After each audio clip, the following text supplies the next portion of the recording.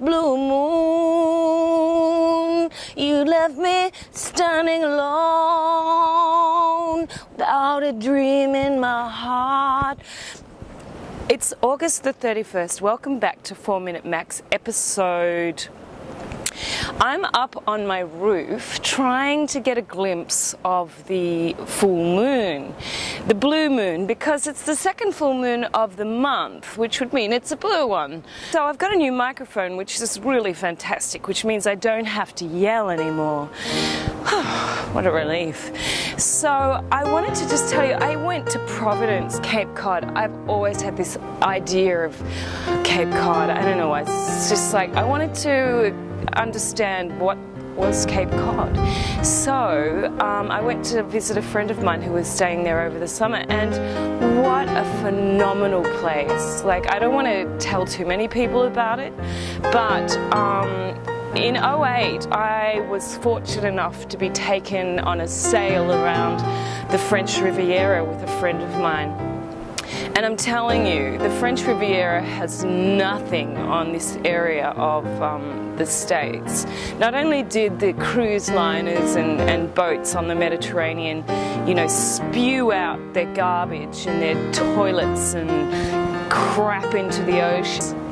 Filthy, absolutely filthy.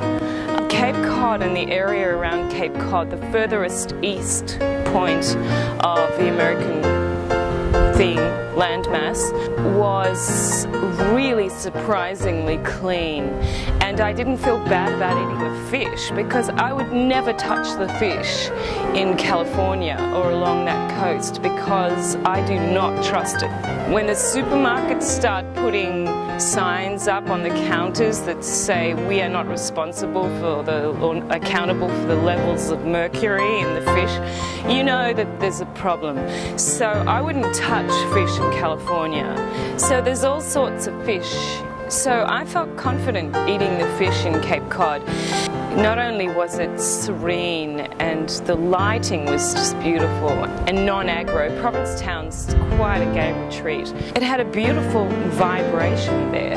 It really exceeded my expectations. One of the highlights though of my trip to Cape Cod was that I got to go down to Yarmouth. It's where Edward Gorey's residence is. Now, Edward Gorey is an illustrator who died in 2000 at the age of 75, and he has been one of my favourite illustrators since I discovered him in the late 90s. In a tiny little corner in Manhattan, I stumbled upon like a miniature exhibition of Gorey's work, and it was about the same time that Tim Burton had released his Melancholy Death of Oyster Boy that a friend of mine in Los Angeles, Chris, pointed out to me, and there was no turning back for me. I just became consumed with drawing again, which I hadn't done for a very long time.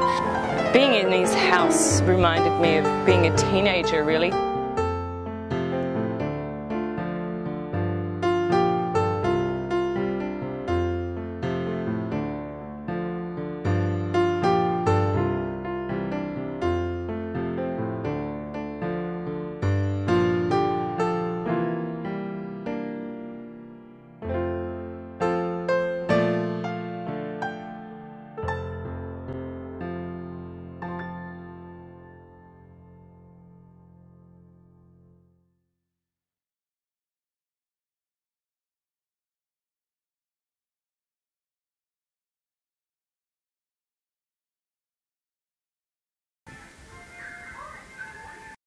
This is one of Edward's bears. I think Edward was probably a bear.